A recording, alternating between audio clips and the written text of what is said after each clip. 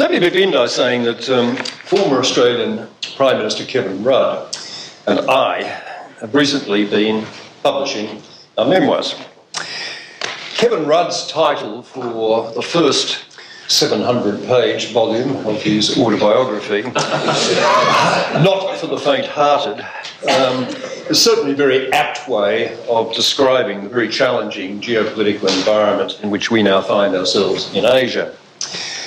Whether the title of my own book, Incorrigible Optimist, a political memoir, aptly describes how confident we can in fact afford to be about managing the environment of this region without shedding too many tears along the way, is something, I guess, about which many of you will be more sceptical.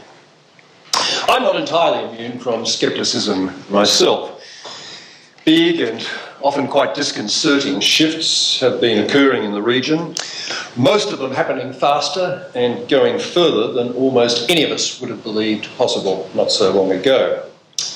But as I review with you now the most significant of those shifts and discuss how I think we should be responding to them, I hope I can persuade you by the time I've finished that it's not quite necessary yet to be slashing our collective wrists.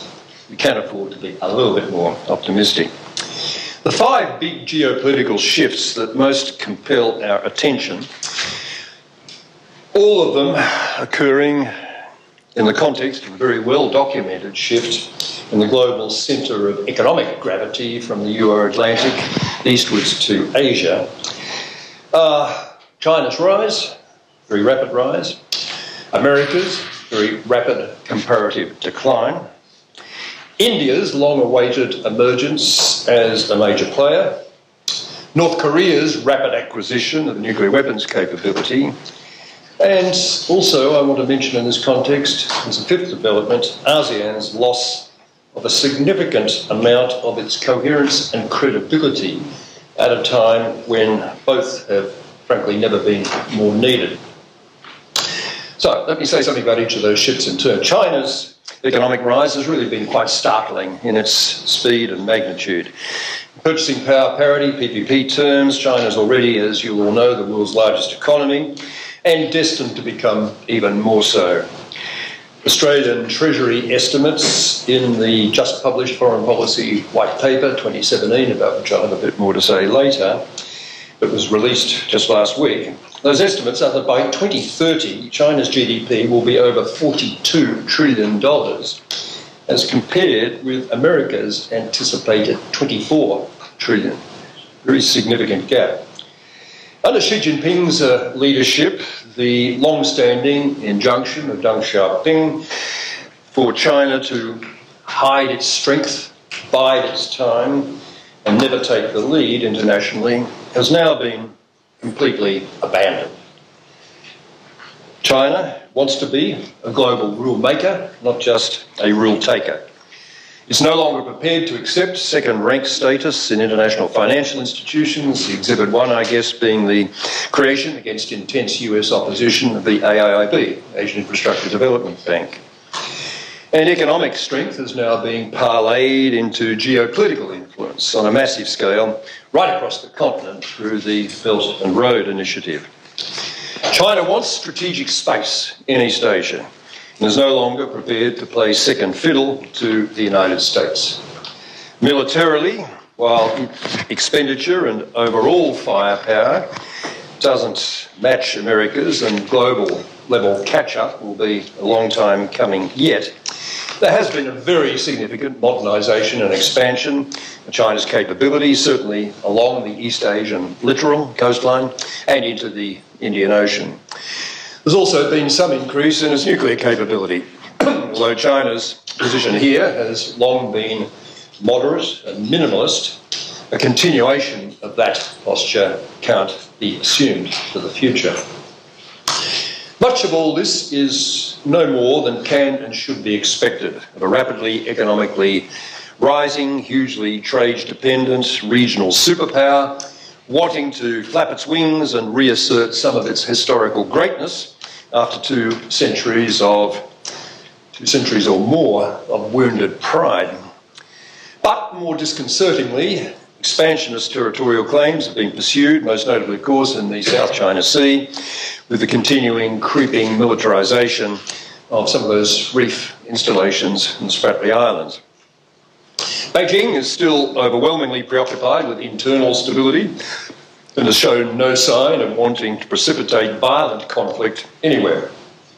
But it has become very clear that it will push the envelope of regional hegemony just as far as it comfortably can go, and would certainly like to increase the kind of tributary state relationships that it enjoyed in earlier centuries with the countries in particular of Southeast Asia. The United States, even more startling, I guess, than China's ascent, has been the speed and extent of the recent decline in American influence, both regionally and globally. Notwithstanding the enormous economic and military power the United States continues to have, notwithstanding the alliances and partnerships it continues to maintain, and notwithstanding the enormous weight of the soft power, the capacity to influence through attraction that it's accumulated over so many decades. If a more modest American posture had been a product of deliberate choice by US policymakers, conscious of overreach in the past and wanting to move towards a more cooperative power-sharing role in the future, there might be a great deal to admire in these recent developments.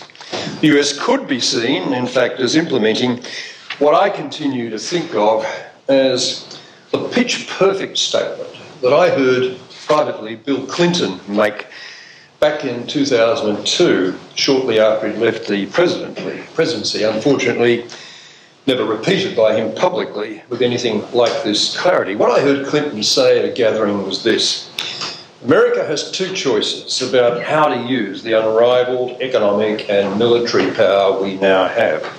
One is to use it to try to stay top dog on the global bloc in perpetuity. But the other choice is to use that power to create a world in which we will be comfortable living when we are no longer top dog on the global bloc. There's little evidence in US policymakers in recent years, whatever some of them might have privately thought or preferred to do, little evidence that there's been any genuine move toward that second choice. President Obama, admirable as he so obviously was in so many ways, was, I think, completely cloth-eared, tin-eared in saying, in the context of the Trans-Pacific Partnership, that we make the rules. China doesn't make the rules, we make the rules. And, of course, in the case of the Trump administration, the most charitable analysis is that it has no idea what it's doing anywhere internationally. The President himself has made it abundantly clear that he's about postures, not policies, impulse and instinct unhampered by anything resembling knowledge or mature judgment. The Trump administration has really been, whatever people say publicly around the diplomatic circuit, nothing short of catastrophic for the United States' credibility at multiple levels. As to the international economic order, the ANU's Peter Drysdale, whose work some of you will be familiar with, has been one of those arguing forcefully that Trump has simply abandoned the rules-based system, including commitment to abiding by the WTO, by NAFTA, on which kinds of arrangements were depended to bring global economic order. Trump has shown no interest whatsoever in the multilateral pursuit of global public goods more generally, with the low point, I guess, obviously being his walking away from the Paris Climate Accord. Historians, in fact, I think may well regard the conjunction of events on the 1st and 2nd of June this year, 2017, with the White House announcement on the Paris Accord being followed immediately by the joint statement by China and the European Union, effectively taking up that leadership mantle, and then every other significant global player immediately renewing their commitment to those Paris targets. I think that will be seen by historians of the future as marking, in its abdication of American leadership, a real turning point in world history. In this region, as the Lowy Institute's Michael Fullerlove has described it, Donald Trump's instincts run counter to the traditional US approach to Asia. He's allergic to alliances, hostile to free trade, and enamoured of strongmen. Militarily, he's played recklessly to his domestic political base with his threats against North Korea, but shown no taste anywhere else for the actual exercise of military power, at least in the absence of a direct attack on the United States, any more than did Barack Obama before him. And no interest whatsoever in giving new content to the so-called pivot that was initiated by Obama but never delivered of major military resources to this region. One of Australia's most prominent strategic analysts, the ANU's Hugh White, argues in his just published quarterly essay that there are now no foreseeable circumstances, even in a post-Trump era, in which the United States would be willing to go to war with China or convince others that it's willing to go to war simply in order to preserve its regional leadership, its regional primacy. He concludes from this very provocatively, I guess, but I think actually quite accurately, so we need to prepare ourselves to live in Asia without America. Let me say something about India. It's the third development. If the United States is a declining presence in the region, India is a growing one. In the last 20 years, there's been a dramatic surge in India's economic development to the point where it now has the potential, provided a sustained program of structural reform continues, to surpass the United States economy for size by mid-century, not by 2030, in purchasing power terms, and to become, after China, the world's second largest economy. So with India now making its own major contribution to the shift of global wealth and eventually power eastward from the Euro-Atlantic, and with trade volumes actually now between East Asia and South and West Asia growing much faster and now far outweighing those across the Pacific, the concept of the Asia-Pacific as the new centre of world gravity, which has been central to most of our thinking in recent years, is losing its resonance now in favour of the concept of Indo-Pacific. Diplomatically, while long under-resourced and punching, I think it's fair to say, at less than its weight, India has recently been more effective, including in defusing the potentially very combustible territorial row with China that erupted in the Bhutan border area. Militarily, India has always had plenty of capability with the potential to develop an immense amount more, and has shown a growing interest in maritime security cooperation in the context of the rather long dormant Indian Ocean Rim Association, and also more interest in subgroups of that, like the recently held trilateral dialogue with Australia and Indonesia. India is likely to be more cautious about giving any new content to the idea of a quadrilateral grouping with the United States, Japan and Australia in a way that could be seen too overtly as a China containment enterprise. And it may well be that, as Hugh White argues, that India will be more interested in developing a separate sphere of influence of its own in South Asia and the Indian Ocean than intruding in any way on Chinese dominance of East Asia and the Western Pacific. But there are clearly a number of ways in which a growing India will have the power to impose some limits on Beijing's expanding influence in the broader region. As to North Korea, the most dramatic single geopolitical development in the region in recent times has clearly been the emergence of the DPRK as a more or less fully capable nuclear-armed state, resisting all non-proliferation efforts to now join the 5 original nuclear weapon states under the Non-Proliferation Treaty, the United States, UK, France, Russia and China, and the 3 other outlier nuclear armed states, India, Pakistan and Israel, albeit with an arsenal still much smaller and missile delivery, notwithstanding today's test, that capability is still significantly less developed than the others. The crucial issues here that we all have to wrestle with are just how serious and urgent a threat this capability poses now to South Korea, to Japan, the United States itself, and perhaps other US allies and partners in the wider region. whether that situation can best be addressed by a strategy of containment, deterrence, and keeping the door open for negotiation, as I, for one, have long argued, or whether the risk of DPRK aggression is so great that a preventive military or preemptive military strike, with all its potentially horrendous escalation consequences, would be justified. Now, the question, of course, is whether any negotiated solution could achieve anything more than a freeze on nuclear capability, and whether the continued possession of any nuclear weapons by North Korea at all, particularly in the context of a declining commitment to the region, or perceived declining commitment by the United States, would be enough to tip South Korea and Japan, and perhaps others as well, into acquiring nuclear weapons of their own. And there's simply no consensus in the region as to how any of these questions should be answered.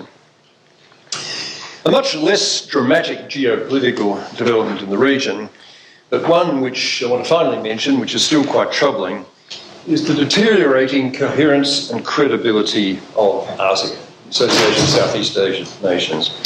Celebrating its 50th birthday this year, ASEAN has been one of the world's great conflict prevention success stories, transforming a region of extraordinary cultural, linguistic, religious diversity with a very long history of discord and deadly conflict into a genuine community, whereas now with the European Union, not only is war between any of its member states effectively unthinkable, but what might once have been very drawn out and acrimonious, non-lethal disputes are now, for the most part, resolved without any tears at all. But sustaining these achievements and building further upon them, ASEAN does face several big challenges. It's found it extraordinarily difficult to maintain cohesion in the face of a newly confident and assertive China, only too happy to create or recreate, if it can do so without violent conflict, some kind of hegemonic tributary relationship with its southern neighbours, as I've already mentioned. And in particular, with at least two of its members now acting effectively as wholly owned subsidiaries of Beijing, it's proved impossible to reach consensus on any kind of substantive collective pushback on the South China Sea issue.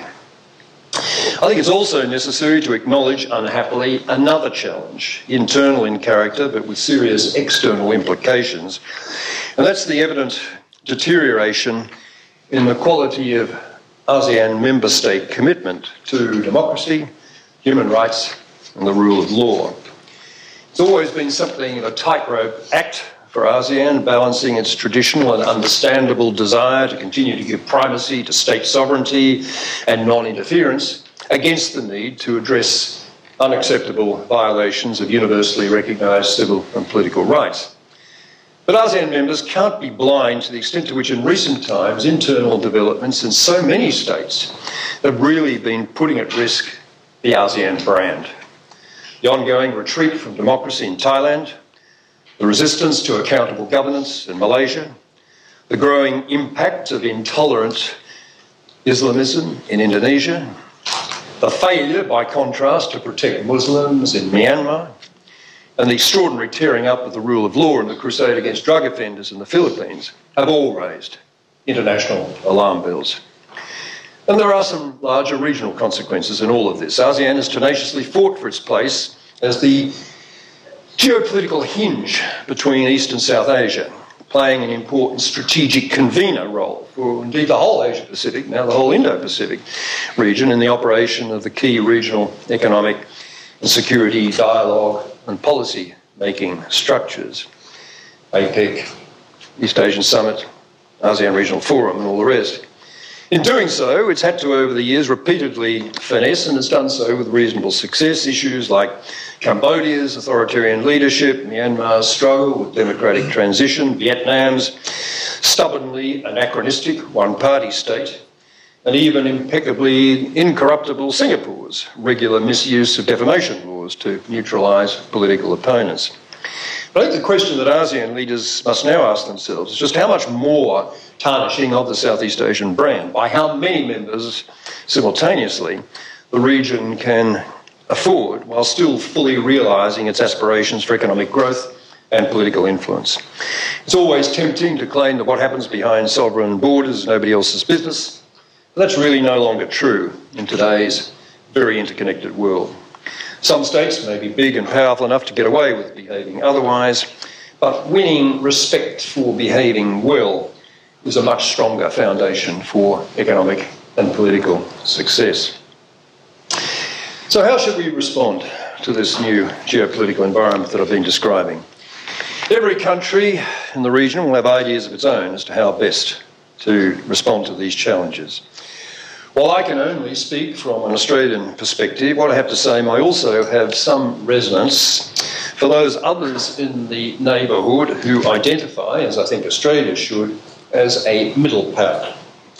Middle powers, I think, are best described as those states which, whatever the actual size of their populations or GDP, are not economically or militarily big or strong enough, either in their own regions or the wider world, to impose their policy preferences on anyone else, but who are nonetheless sufficiently, where am I? Just lost that. But which are nonetheless sufficiently diplomatically capable, sufficiently credible, and sufficiently motivated to be able to make an impact on international relations. In our own region, I think that description would certainly apply not only to Australia, South Korea, Indonesia, Vietnam, possibly also Japan, even though Japan would no doubt prefer to be thought of as a major power than a middle one. It could also reasonably apply to quite a small state like Singapore, just as a state like Norway, with a population of just over 5 million people, is widely thought of, like the other Scandinavians, as a quintessential middle power. What matters more than size really is the kind of diplomacy that's practiced, often focused on achieving global or regional public goods, and doing so by a process of cooperative coalition building. From an Australian perspective, I've been arguing for some time that the appropriate policy response to the big regional challenges we're all facing is less United States, more self-reliance, more Asia. The coalition government's foreign policy white paper, released last week, does not, of course, articulate its preferred response options in nearly such stark or robust terms. That's a luxury to be enjoyed only by those like me, no longer in public office. But intriguingly, that white paper goes very close to embracing these prescriptions. Less United States, for a start. The white paper has plenty of approving references to the global leadership, quote unquote, of the United States, and makes clear Australia's willingness to, quote, continue to strongly support that, albeit acknowledging that such US leadership is currently under strain. The paper actually says, with quite masterly diplomatic understatement, that, quote, the government recognises there is greater debate and uncertainty in the United States about the costs and benefits of its leadership in part of the international system, unquote. But what I find interesting is the paper does not use the L word, leadership, at all. It doesn't use the word leadership at all in describing America's regional role in the Indo-Pacific.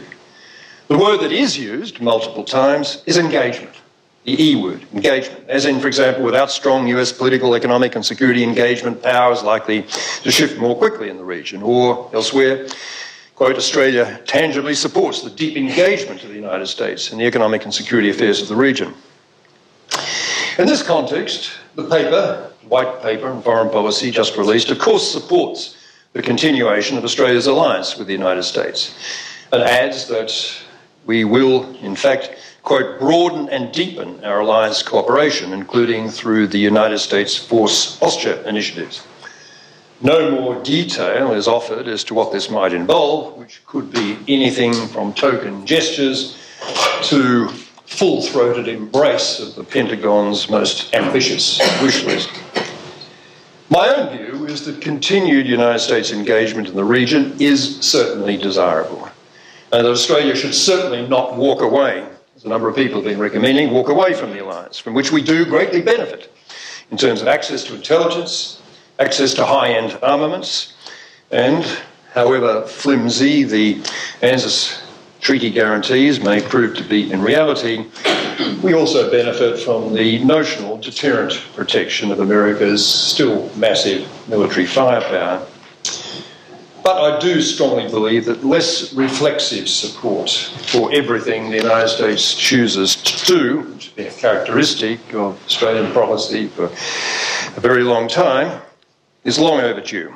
As I've often been heard to say, whither thou goest, there I goest, may be good theology, but it's not great foreign policy for a country that values its independence and wants international respect. My own experience, which I can spell out if anyone's interested, strongly suggests, when I was Foreign Minister, that periodically saying no to the United States when our national interests are manifestly different does make for a much healthier and productive relationship than one of craven dependence. Neither we nor anyone else in the region should be under any illusion that the United States will be there for us militarily in any circumstances where the US does not also see its own immediate interests being under some threat. While that was almost certainly the reality under previous administrations, that has been thrown into much starker relief by Trump's America First approach. And it shouldn't be assumed that anything would be very different in a post-Trump era. Again, I think the reality is, as Hugh White put it, that we need to prepare ourselves to live in Asia without America. So less United States. But part of that preparation for Australia must be more self-reliance, the second part of my mantra. Again, intriguingly and rather unexpectedly, that's a message that emerges clearly from the White Paper. Most clearly of all in Prime Minister Malcolm Turnbull's introduction to that paper, when he writes, "More than ever, Australia must be sovereign, not reliant. We must take responsibility for our own security and prosperity while recognising that we're stronger when sharing the burden of leadership with trusted partners and friends." The Prime Minister did not spell out what he meant by taking such responsibility, but what I think it entails is this. In military terms, it does mean building defence capability that involves not only more bucks than we're usually comfortable spending, but also getting a bigger bang for each one of them. It certainly means maximising our capacity to protect our shores and our maritime environment from hostile intrusion. But also, I believe, perhaps unusually, I also believe it means having a capacity to engage in military operations wider afield if there's a good national interest, including an interest in being seen to be a good global citizen in doing so. I believe that more self-reliance also involves being more of a diplomatic free agent, adding to reputation, credibility of the country with an activist foreign policy that's creative, that's proactive, that's value-adding, and unconstrained by a constant urge to look over our shoulder towards Washington. So what do I mean finally by more Asia, the third leg of my mantra? The White Paper is strong and sensible on the need to significantly further our partnerships, Australia's partnerships with key regional neighbours like India, Indonesia, Japan, the Republic of Korea. I think it could also have mentioned countries like Vietnam and Thailand. While the government's manifest preference is for partnering with democracies, quote unquote, while that's understandable enough, I think it is unnecessarily narrowing in the kind of regional environment that we now inhabit. In this context, the paper gives less attention than I think it should to building a closer Australian relationship with ASEAN. While it's no doubt premature to be talking about actual Australian membership of that grouping, perhaps in the context of next year's big scheduled ASEAN-Australian summit, we can at least start exploring the possibility of some form of associate membership. If ASEAN could better harness its own collective middle power, energy and capacity and work more closely with countries like Australia, it would be a more influential and effective regional security player than it now is, in particular pushing back in the South China Sea against China's increasingly assertive encroachment. A united front of middle powers might be more effective in resisting this than relying on the United States. ASEAN shouldn't underestimate its individual and collective military capability, in particular that of Vietnam, Indonesia, Malaysia and Singapore, and it would send a very important message to China if it were prepared to mount regular freedom of navigation operations in contested waters. China would need to think long and hard about any show of retaliatory violence in that context. There may also be potentially less confrontational ways of giving clear messages to China that the region is not prepared to lapse into tributary state mode. For example, there would seem to be considerable scope for maritime cooperation on search and rescue and humanitarian disaster relief operations, including involving the United States, Australia, India, Japan, for example, alongside ASEAN members. This would promote greater interaction between the armed forces without triggering so many political sensitivities. Fully realising ASEAN's collective middle power potential, whatever form it takes, in responding to external pressures, of course, depends on having, I've already made this point, essentially a united political front, and in this respect, ASEAN does continue to face real challenges. Part of the problem is so many countries going their own way in recent times, democracy and human rights issues, which may make it harder to build and project a common external front. But there's also been the obvious issue with the existing consensus rule, making it possible for China to sow divisions through exercising its influence, great influence over particular members.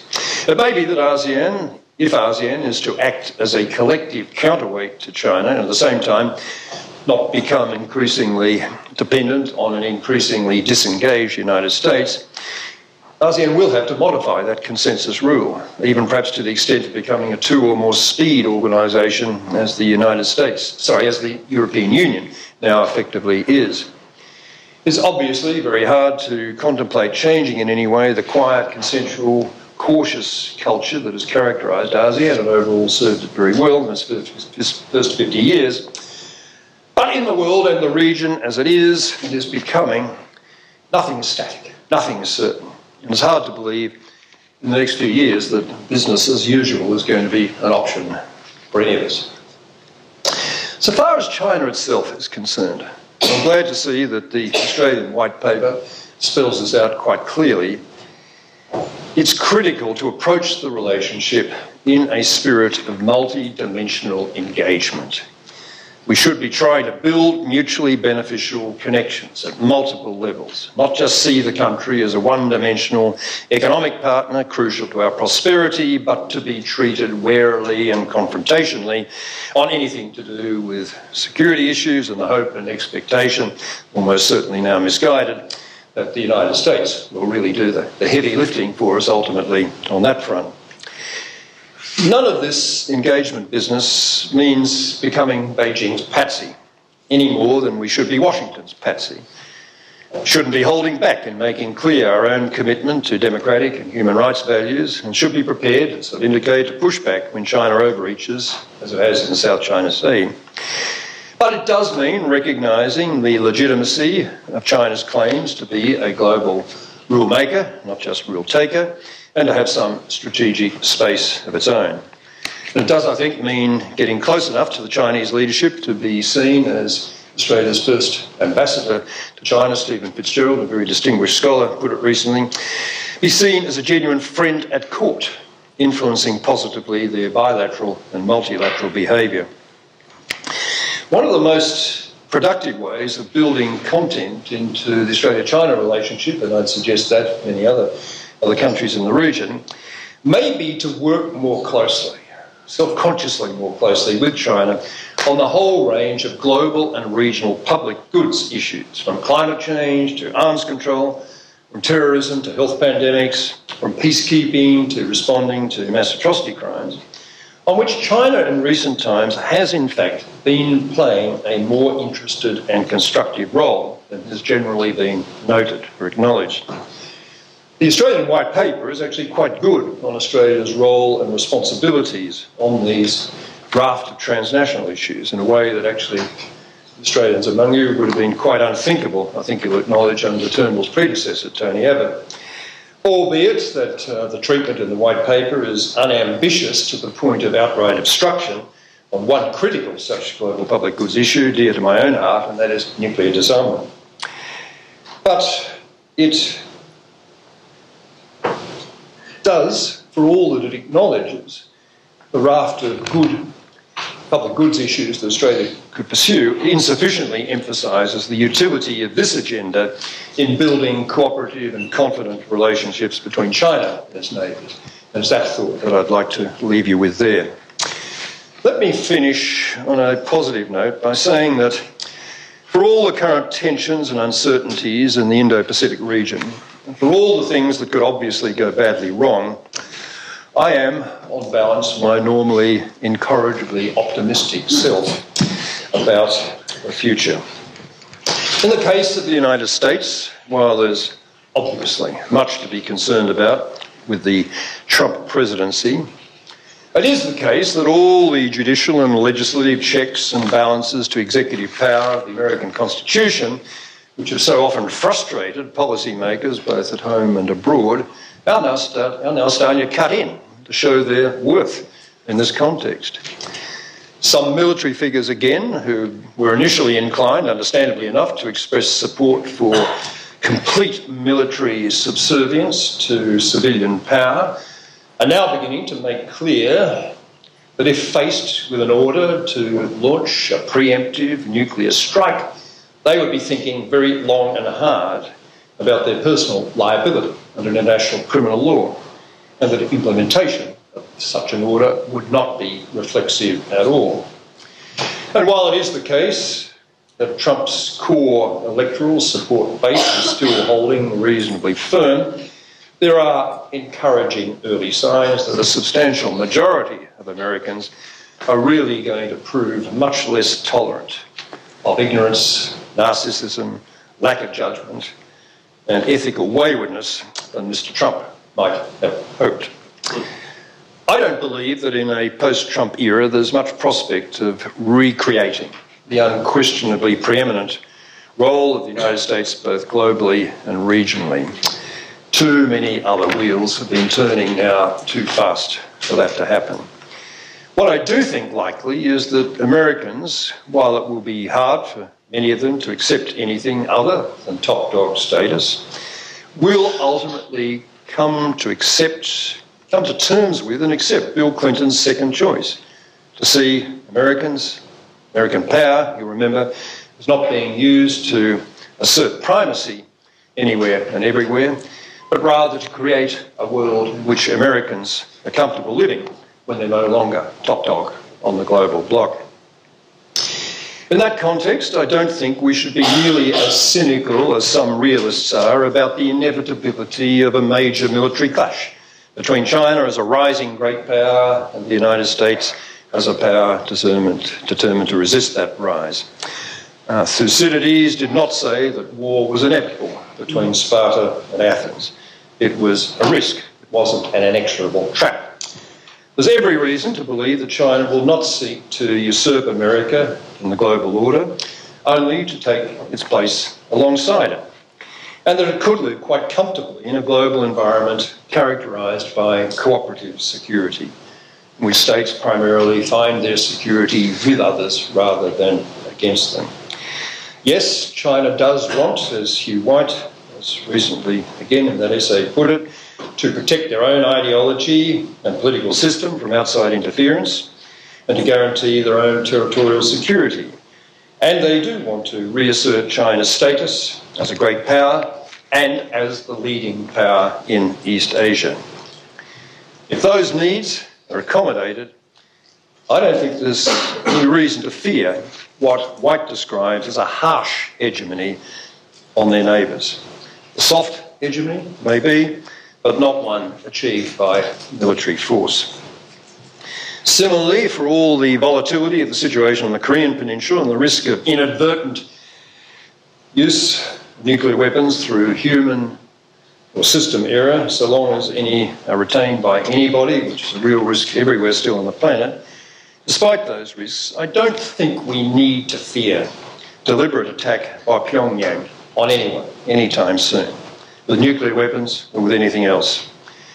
Pyongyang wants regime and leadership survival above all else. And it knows very well that to be homicidal in any way would be to be suicidal. And so long as that dynamic holds, I think that even if United States security guarantees are seen as more problematic, there is no great risk of either the Republic of Korea or Japan going down the nuclear proliferation path. The gains are largely illusory, and the reputational risks very real. What perhaps makes me more optimistic than many realists about the prospect of avoiding deadly conflict generally between the major powers in our own region as elsewhere is that I genuinely believe that the mindsets of leading policymakers have finally adjusted to reality. A very credible argument can, I think, be made that we've now at last seen the disappearance only after many centuries of flourishing life, of what the French call bellicism, the ideology seeing virtue and nobility in war. And what I think we've seen is the replacement of that by the perception that with today's technology, the damage inflicted by any war would be unbelievably horrific and far outweighing in today's economically interdependent world any conceivable benefit to be derived. Of course, last word, for all the underlying dynamics, interests, values at work, individual leaders do still matter. And history has shown us over and again that things can go catastrophically wrong within and between countries when the wrong people come to power. And we also know all too well that this crucial ingredient of leadership, with this, there's an awful lot of pure chance at play. So much just does seem to depend on the luck of the draw. Whether the time of fragility and transition the country finds itself, to take some non-Asian examples, with a Mandela or with a Milosevic or a Mugabe. Whether it finds itself with an Ataturk or an Arafat. Whether it finds itself with a Rabin who can seize and see the moment, change course, or someone like, frankly, a Netanyahu who never will. Despite all our best efforts, this has always been so, and I suspect it always will be. Looking around the world at the moment at those individuals who currently matter most, we just have to express the fervent hope, I guess, that even if leaders are not always born, and only on very rare occasions are elected, they can at least on occasion be made. So one of our hopes, of course, with this Asia Society, Asia 21 Young Leaders Program, is that this program will continue to contribute importantly to creating a new generation of leaders in this region of whom we can be both confident and proud. I feel very honoured and privileged to have been given the opportunity of addressing you here today. Thank you.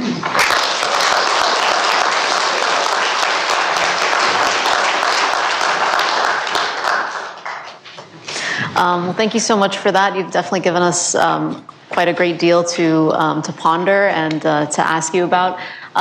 We don't have a super long time. I'm going to start out with a couple questions, and then I'd like to open it up to the audience. So get your questions ready. I wanted to ask you sort of about the first 2 points that you brought up: the China's rise, and then the relative decline of the United States. One of the broad bases of appeal for the rules-based order that the U.S. helped put into place and really led was the perception that the U.S. was submitting itself to an order that would actually constrain its own actions and constrain the actions of other great powers, and therefore was acting not only in its own self-interest, but in the interest of middle powers and smaller powers. I wonder, when you look at the rise of China and the way China is behaving in the South China Sea, do you think that its role as a rule maker rather than a rule taker will reflect that same sort of leadership and sort of the emphasis on not simply looking out for its own self-interest, but also the interests of other countries? Well, I think the jury is really still out on that. Just as we have to acknowledge that the American aspiration to provide for rule-based order was not always matched by the detailed American commitment to adhering to the treaties which made up that rule-based order, not even the Law of the Sea Treaty, although America has acknowledged effectively that that's become law through the customary process. But over and over and over again, the US has simply declined, through vagaries of the Senate legislative process, to build a base that's been so crucial. And that's become ever more of a problem in the increasingly fragmented and dysfunctional legislative environment, which we're now cheering because it's a counterweight to Trump, but it hasn't been very good. So keep the American contribution in perspective. It was phenomenally important in the immediate aftermath of the Second World War, the creation of the United Nations, the Bretton Woods institutions, and so many of those crucial trade and other treaty regimes, but it's been going off the boil a bit in recent times, and Trump is certainly taking it right off the boil with his approach to the Paris Accords and a lot of other international rule-based obligations. China, by and large, is slow to accept international constraints, but when it does, and it's been increasingly willing to do so in recent years, it does tend to observe them. It does stick to the rules. A counter case does seem to be the South China Sea at the moment, where it's manifestly very unhappy indeed with the determination of the Hague Permanent Court of Arbitration that it didn't in fact have sovereignty, that nobody had sovereignty over any of those spicks and specks in the region. But its initial reaction to that was not quite as extreme as many of us had feared. It played down the domestic dissent that it could easily have ramped up, and basically it's been pretty cautious about the pace at which it's been engaging in further militarisation of those. But it's nonetheless behaviour that I think has been unacceptable and does require the kind of pushback that I, for one, have advocated. The jury is out in the sense that I think a hell of a lot depends on that particular context of just how the larger question of America giving China strategic space works out in the East Asian context. I think it's a bit context-specific, that particular case, rather than being necessarily indicative of the approach it will bring to a larger rule-based environment, rule-based order internationally. That's the context in which I say I think the jury is out, but I don't just instinctively rule out the possibility of China becoming quite an engaged sort of stakeholder in the international system. I think it's greater aspiration than to tear up that system is to become a genuine part of it. As I said, a rule maker rather than just a rule taker. And a genuine partner in the institutions that exist, sort of, the United Nations, the World Bank, the WTO, or creating sort of its own parallel set of institutions? Well, it will create parallel institutions up to a point, as it has done with the AIIB, and, arguably it's wanting to do in some other contexts as well, but not on a really grand scale. I think, again, if China is given its proper place on the decision-making, the executive boards of those institutions, which it hasn't yet been the case across the board, I think there's a fair chance that we will see a reasonable willingness to play the game according to the existing institutional rules rather than to create new ones. China's been a willing participant in all the institutional architecture that I had a hand in creating, APEC and ASEAN Regional Forum and so on. It's now an active participant in UN peacekeeping operations, more so than just about any of the other P5 countries, and its behaviour has been quite unproblematic in that context.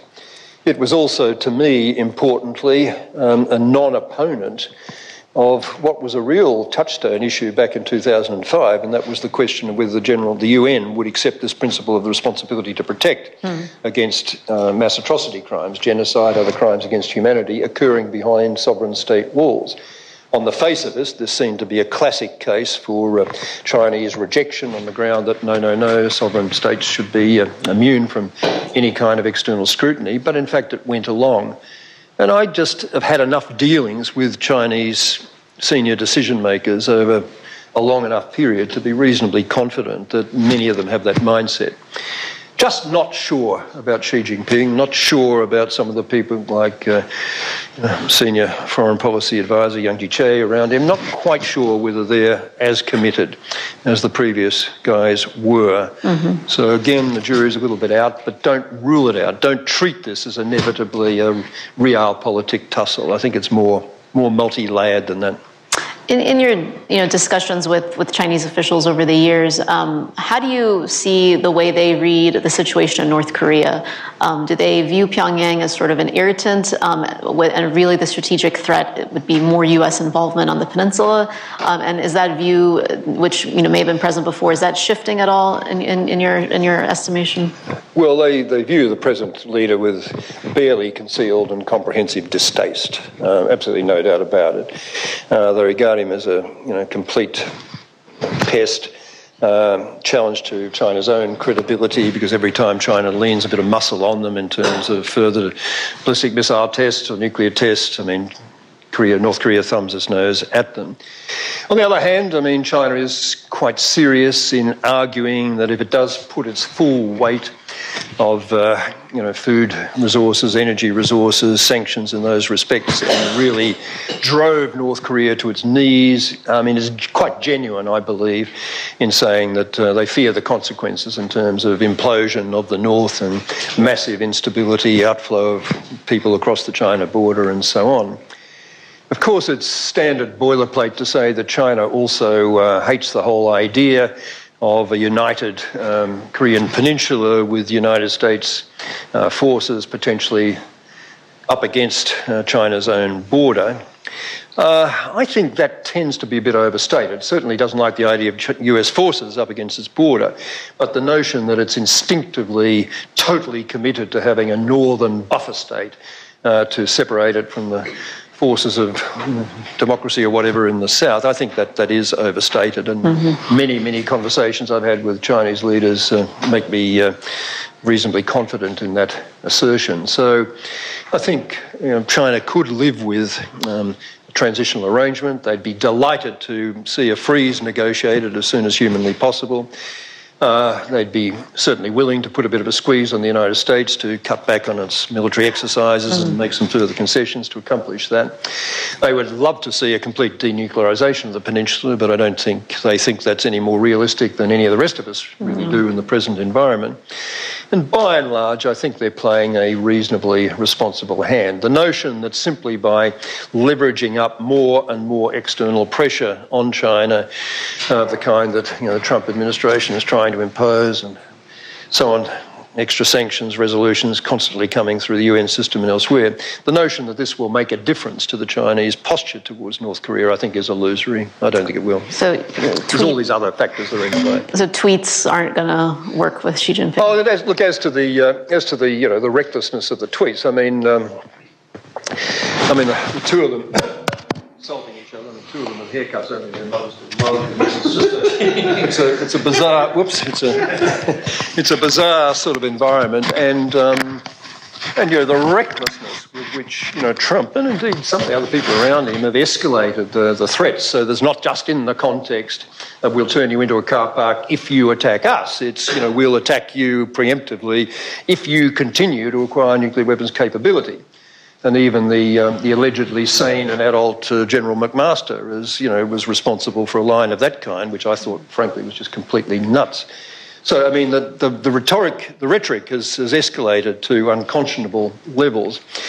But by and large, the North Koreans' response has not been any more extreme or crude or lewd than it normally has been over the years. And I don't think we should need to worry too much about it. Normally, when someone escalates the rhetoric to the extent that Trump has, you have to worry about that person feeling obliged to match his rhetoric with actions lest he will lose credibility. Interestingly, with Trump, that is not an issue. He does not worry about his credibility. He's happy to turn on a dime every day of the week. It just doesn't work for him that he said something yesterday, it was different today. So what? So that's comforting in a way in terms of this dynamic. But of course, you've just got to say it. and acknowledge it. When rhetoric reaches an emotion reaches a certain escalatory level, there's always the risk of miscommunication, misunderstanding. There's a risk in the context of a gale of rhetoric of a US plane flying too close to the North Korean border, of being perceived as a bomber on its way to drop something on Pyongyang, and you get maybe a too hasty general firing off something in return, and potentially away you go. That's obviously a risk which I'm not in the slightest bit complacent about.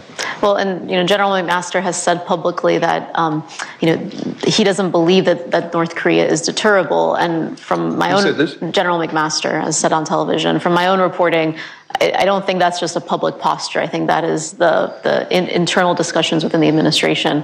And I wonder, sort of, what is the opening for diplomacy if that's really the belief in the United States? Well, if McMaster genuinely doesn't believe that deterrence can work with Korea, I don't think he should be in that job. Because that's a very high-risk position to be taken, not a position that's generally shared by people who have been close to this issue for a very long time. I mean, my belief is that the three-legged stool is the only game in town. Containment and sanctions measures and so on to stop Korea dealing with any other country, getting stuff in and sending stuff out, is important. Proliferation Security Initiative and all that stuff is important. Containment. Deterrence is important.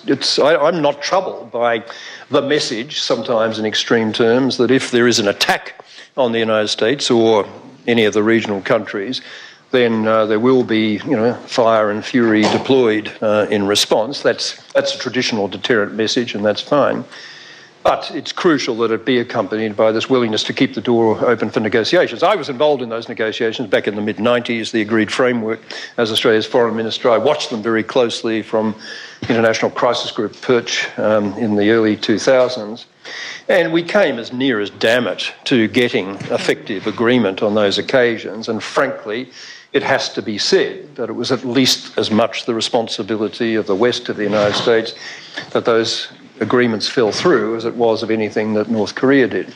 Not true of 2011, 2012. I think you can blame Kim Jong-un pretty comprehensively for that. But in other words, negotiations are capable of achieving a result. And if people like McMaster are just wanting to shut the door completely on negotiations, that I think is a very troubling thing. Any questions from the audience? Yes, Safar?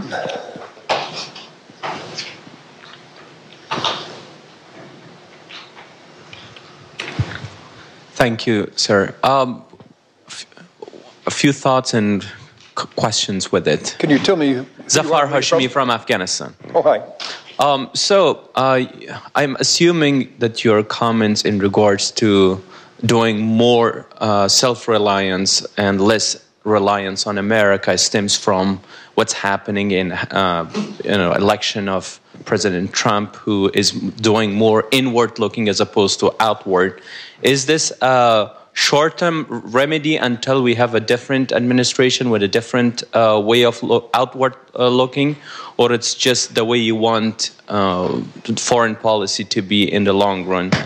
And this second question, from the same thought, if we are to do more self-reliance, and especially on the military component of it, should we be expecting militarization of countries that could stem competition, military competition between different nations? And what happens to those countries who are not able to increase their military expenditures, such as Afghanistan? And also, the last part of my thoughts is on the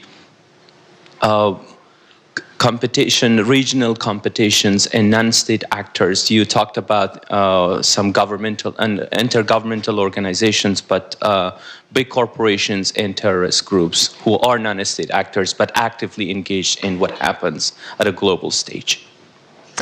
Well, in terms of Australia's alliance versus self-reliance choice, I think it's been the case for quite some time that we've been overconfident that any US administration, Trump or non-Trump, would rush to our defence in a situation where very direct United States interests were not immediately engaged. The notion that there's something about the quality of our water or the joy of our personalities that make us just inherently attractive to American decision makers and they're going to rush to protect us, I think is frankly nonsensical. It's not going to happen, and the obligation under that particular treaty is really no more than an obligation to consult in that situation. It's not an actual obligation to come immediately to military aid. So I think for a very long time we would have been wise.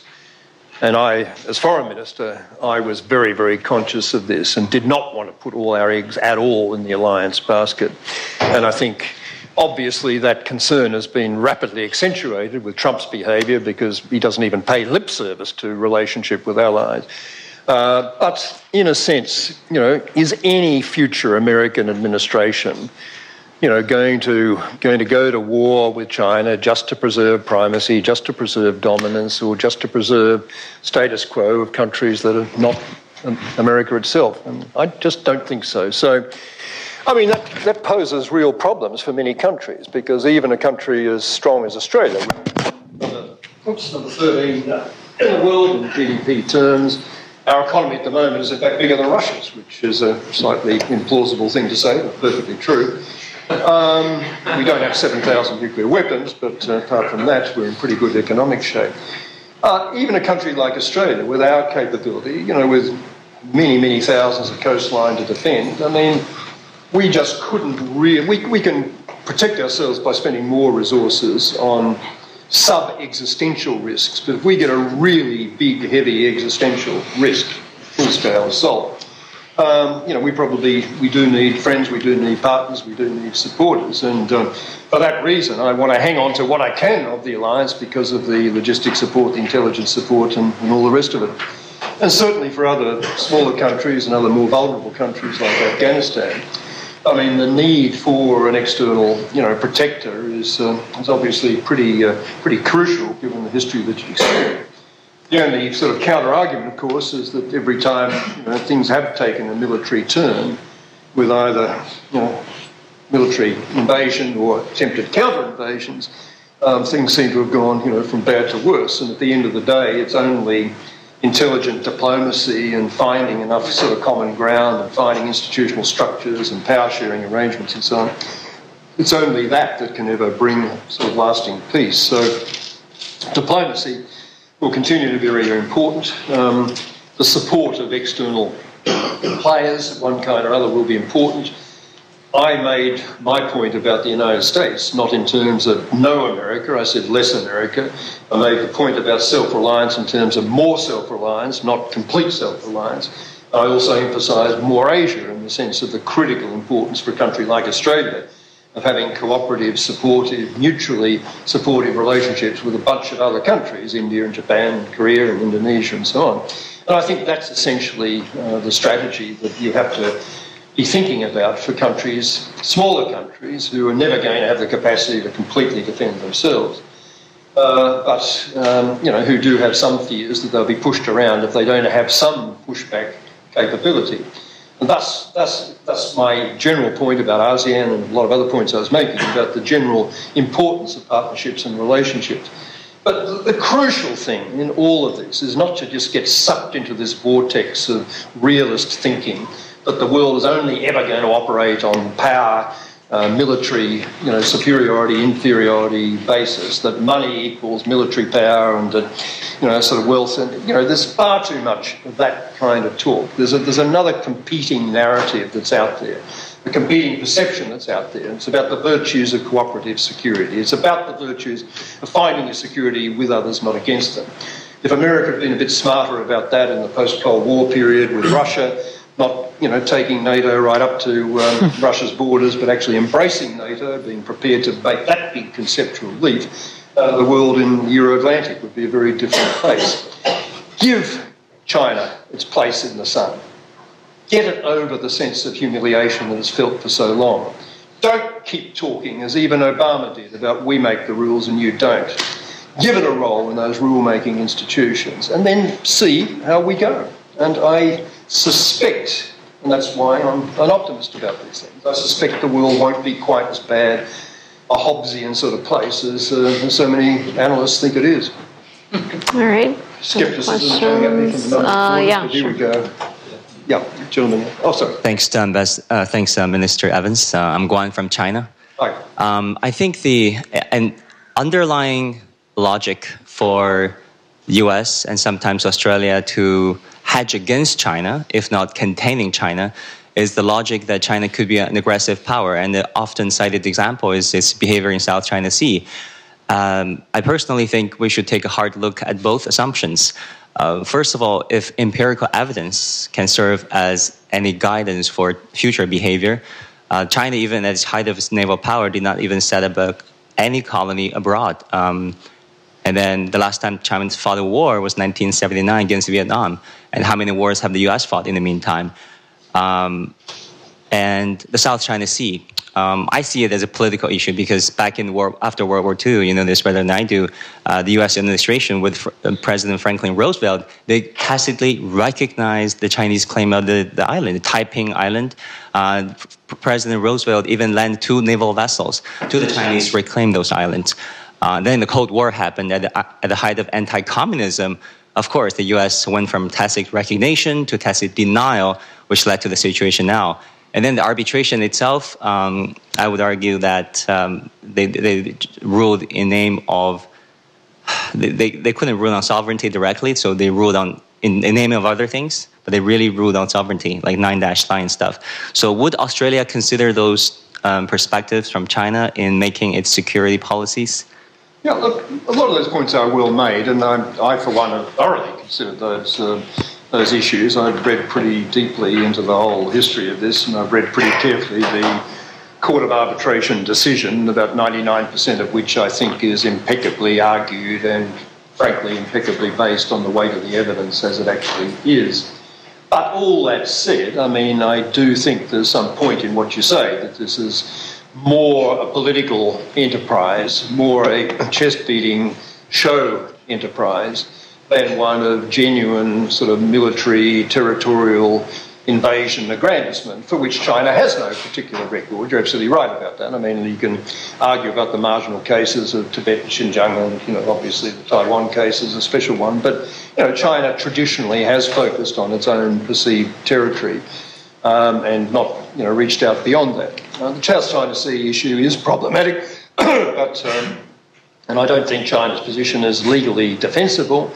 But I am hopeful that in an environment, as I just said, where there's a greater recognition of China's credible claims to a bit of strategic space and, you know, rule-making role and all the rest of it, I think, you know, the heat can be very easily and quickly turned back from that. It's a complicated situation inside China because you've got a whole bunch of littoral states, you've got a whole bunch of state-owned enterprises, oil companies, you've got maritime agencies, all with a bit of a piece of action in the South China Sea.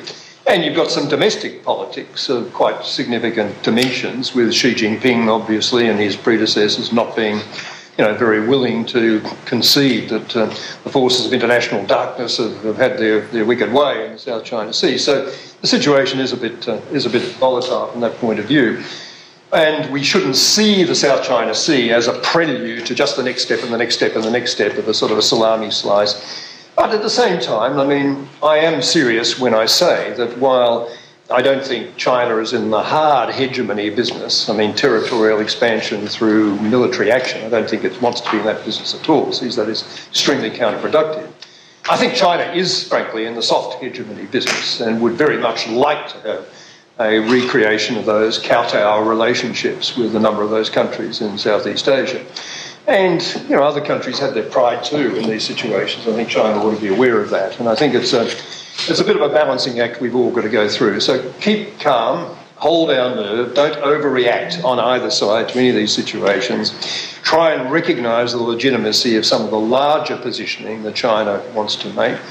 And let's just play it over time in a way that by building other layers of cooperative engagement, working with China on these global and regional wider public goods issues, where China, I think, does have some serious commitments and where there is scope for a huge amount of cooperation, then I think we can change bit by bit the whole atmosphere in the region. So that's my optimistic hope. All right. Yes, sir. Yeah. Thank you. My name is Matthew Francis from Australia.